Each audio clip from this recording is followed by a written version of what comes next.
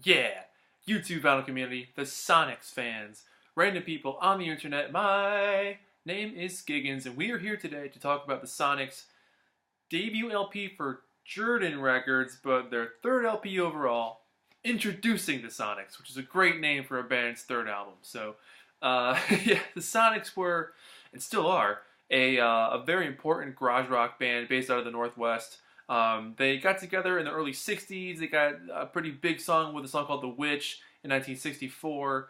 Um, and that track really propelled them to a humongous local fame. That was one of the best-selling songs in the Northwest of its time. And they were a humongous influence on bands that would come later on, like especially in the punk scene and the garage rock scene of the later 70s, and then in the early 90s with the grunge scene that happened. But these guys were really important in helping shape that musical atmosphere because they played really hard, really fast, and really loud.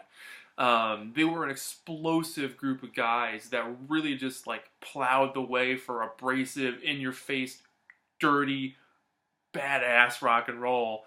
And I don't think they get enough credit for the amount of work that they put in. There were a lot of bands like these guys back then, but their sound in particular was a little bit different from a lot of the other guys, especially like with their sax solos in this thing. The emphasis on drum breaks, the emphasis on drums in general. But a really important band that I think should have been way more popular than they were. This copy itself is actually a 1998 Beat Rocket Sundays record label reissue in mono. The original ones are insanely hard to find and pretty damn expensive if you come across one, but I digress. So anyway, in 1964 and 65 and 6, the Sonics were on the Etiquette record label. They put out their first album. They put out their second album called Boom, which is a really cool like black and white cover. And they were like moderately successful in their area. And then like school got in the way with college and everything, and they shifted gears and they ended up going to Etiquette Records to put out this album, which apparently did not sell much of anything, and they kind of dissolved after that.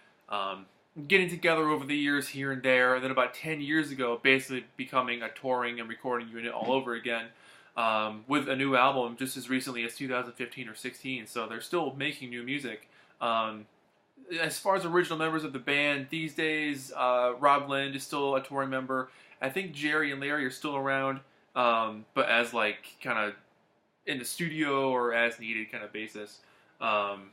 Jerry and Larry are brothers. I'm sorry, Andy and Larry were brothers. Jerry is not a brother. But so they're kind of around a little bit once in a while too, but not as a touring band.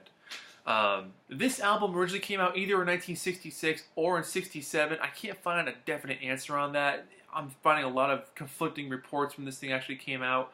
The actual Sonics website says 67. I'm seeing a lot of other places say 66, so around that time. As far as an actual date, yeah, good luck.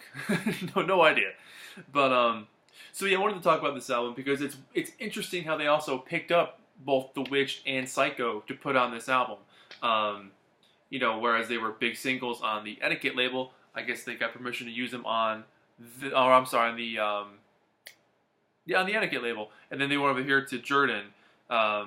So I guess they got permission to use those songs or something and put them on this LP. But yeah, this is a really interesting album. So you start off with The Witch, which was their big early hit. A lot of radio stations were afraid to play this song at the time because it was definitely like a more in-your-face, loud kind of rock song. But some of those stations were like, you know what, let's give it a shot. And it became, like I said, one of the best-selling singles of that area. But it's got a really cool, menacing, evil feel to it with that good grungy sax behind it. Crashing drums, Jerry's wild, maniacal vocal. The whole song speeds along like a train, like trying to stay on the tracks, weaving around, in and out. The guitar solo is dizzying. It's a danceable head bobber song. It's a lot of fun. But it is just a wild, creepy song. It sounds like a witch. It just sounds terrifying. But it's also like the epitome of what garage rock should have been in the 60s. Loud and in your face. Very much that song. And then you get a new song. This was like their new single for being on Jerden. You get your head on backwards. And this is a pretty cool song. It sounds like the guitars are being played through an AM transistor radio. I'm not sure who mixed that, but the guitars sound like they're recorded off a radio. I like it though. It sounds cool. Very garage rock. But it's really bouncy jam. It features some really excellent harmonica work. Jerry's not screaming so much on this one. And I'm totally getting like a Chocolate Watch Band vibe from this track, which I really, really dig. So you can tell the guys were music fans. There's a couple of covers on this thing by Love and Spoonful and a few other like older blues songs. So you can tell that they were music fans. But yeah, cool song. Like the vibe on that one. Then you get I'm a Man, which is, I mean, it wouldn't be a 60s garage rock band without somebody doing this song. This is a staple of every garage band ever. So it's only right that it's on here. But I really do love the bass on this track in particular. Really, really smooth bass line. It's got the fast pace. It's got the wild vocals. It's got a really good guitar, organ sort of thing going on at the end. And again, the drums are just banging away. Bob Bennett on the drums. I mean, you can't go wrong. Really, really talented drummer. On the Road Again, Love and Spoonful song. So cool. Wasn't expecting that one. It's been years since I've heard this album, so like, getting back into it was a lot of fun to rediscover it. I forgot this was on here, but really great background vocals. The production on this track in particular was very tight. I don't want to use the word clean, but very, very tight production. There's a really nice, like, frenzied middle part. You could tell they were having a really good time doing this one. You could hear the smiling in their voices when they're singing. So, very fun track. A little more reeled in, not as explosive and crazy, but I kind of like that. It's a good, ebb and flow throughout this record. And then side one originally ended with Psycho, their other track, which is just a classic. I mean, Jerry screaming his ass off. You get that insane sax throughout this entire track. And such a heavy emphasis on the drums. Bob Bennett wailing on that snare drum. It just sounds like this snare drum's about to snap any second now, and I love that feeling, that intense tension that the instrumentation gives off. Very, very cool. The drums themselves are kind of echoey throughout this thing, but just so many screams on this thing. And then the last two songs on side one and the last two songs on side two are bonus tracks exclusive to this release. So, Bam-Lama, Bamaloo, the Little Richard song, really, really faithful rendition. I really enjoyed that cover a lot. Excellent piano work. The sax solos are really fun. Just a very spirited cover of that track. And then Leave My Kitten Alone. I grew up with the Beatles version off Anthology 1, so like I'm familiar with that one, but really also enjoyed their version too. Gotta wonder why this wasn't on one of their albums. It's a really great song. Like, it would have fit perfectly on this album, like as a, 15-track album. Like, it would have been perfect. Very cool. Side 2 starts off with Love Lights, and most of side 2, besides like one song, on the original LP, all of side 2 was written by Jerry. Or with, co-written with the other guys too, but they're all band-written songs. And they're all really, really good. Side 2 for me beats the crap out of side 1. Like, I love side 1, but side 2, this is where it gets interesting. Love Lights is a very interesting song. Complete 180 from the rest of the tracks on this thing. It's moody, it's trippy. I hate to say it's like morose, but it's just kind of like downtrodden. But it sounds very lovelorn dream pop-ish. Total 180 from their garage rock feels of The Wish and Psycho and Strychnine, which isn't on this album, but another good track by them. It almost sounds like they were trying to emulate a band that was inspired by the Beatles, and so like they wrote a song inspired by the Beatles, and then these guys came along having been inspired by the guys who were inspired by the Beatles. So like I'm getting that kind of vibe.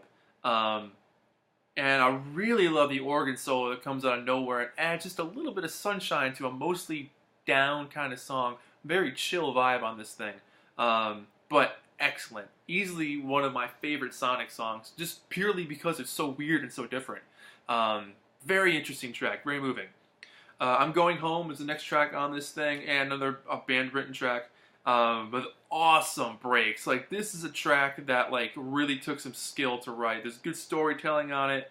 I love the wild drums, the heavy organ, and this song in particular sounds like something the Animals would have written. So kind of get a little bit of Eric Burden vibe on this one.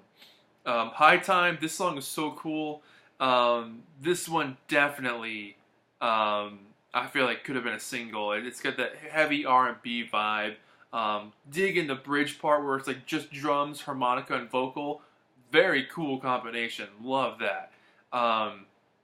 It's just an up-tempo screaming rocker. I mean, you can't go wrong. It's the Sonics. Um, and then you get something like I'm a Rolling Stone, which I love the vocal melody. And for me, this song reminds me of like Straight Shooter by the Mamas and the Papas, but with a way heavier and way cooler bass line. I love the harmonies, again, the drum fills on this thing, and the guitar stabs throughout this thing. It's lighthearted with a good sax solo and kind of a good break after some of the more heavier stuff. Like No Other Man, this is a really interesting song, and this one for me too, I think took a lot of skill because there's a lot of breaks and a lot of changes and key changes, not key changes, but chord changes throughout this thing. Really, like this would have taken a while to write a song like this, but it's got an excellent beat. I love the chord changes that happen throughout.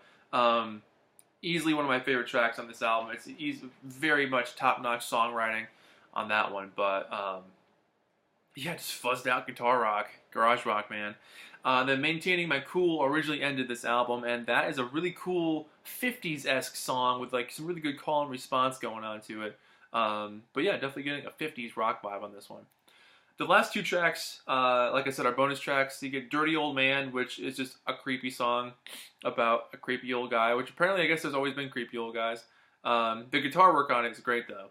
And Diddy Wah Diddy, this just blends in with the rest of the album. It fits right in. You got the screaming, you get the pounding drums. Well done. Not much to say about that one, but yeah, this is a fantastic album. I can't imagine why it wouldn't have done well back in the day. This must have been released in '66. I can't see this being released in '67. And I'd like to know more about how they got The Witch and Psycho on here, because I guess maybe they bought the rights to the song or just included them over here. I don't know how that worked out, but so there's a few mysteries that I'd like to solve with this one still. There just isn't much to know about these guys. Like, there's kind of like a small history, and that's it. But that's the way it goes with garage rock bands from the 60s. There's not much to know about these guys. A lot of them had regional hits and then disappeared. They had one or two songs, and that was it. And then you hope to end up on the Nuggets box set someday. So, I mean, what more could you want? But this is a fascinating album. There's some true highlights. I Love Lights is one of my favorites. Their cover On the Road Again is great. And I really like No Other Man. So the ones that like they wrote, and obviously The Witch and Psycho are great stuff too. But yeah, this is the label for Beat Rocket. So again, this came out in 1998. It's been reissued several times, and again by Sundays. I think in 2004 they reissued it again. So I think this particular version doesn't exist anymore, but it's cool to see it because they did it on the old school cardboard sleeve, which I thought was very interesting. You don't see that anymore. And there's a great thing in the back here that says, introducing our website, sundays.com. But yeah, check out the back cover here. So you got a couple of good shots of the guys. You got their Jerden promo label for, what was he, Put Your Head On Backwards? Got Your Head On Backwards, yeah.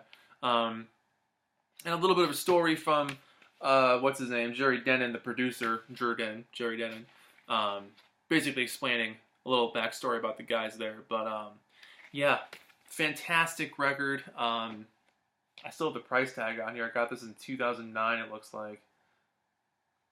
Had it for a while, but yeah, I'd probably give this thing like a 7 or an 8 out of 10. Honestly, I would have kept on like. I would have kept maybe Bama Lou on here as like part of the actual album, and maybe even Diddy Wah Diddy. But yeah, a couple of songs I would have left as B-sides. But it's cool to have them all in one place. That's what Sundays is great at. They do these kind of packages where they find older bands and rediscover some stuff that was unreleased or B-sides and put them together. I used to have a bunch more of these, but I just sell a bunch of records, you know, to live, to stay in an apartment and eat food. But so I've been familiar with Sundays for a long time. They do an excellent job with their remastering and reissuing processes. Very, very well put together, right down to the last tiny detail. So those people, tip of the hat to you guys, because great job, well done. But yeah, the Sonics, introducing the Sonics. That's it. That's the review. My name is Giggens. This has been the Sonics, introducing the Sonics. And I'm giving this thing a 7 out of 10. So thank you so much for watching, and I'll see you guys in the next video.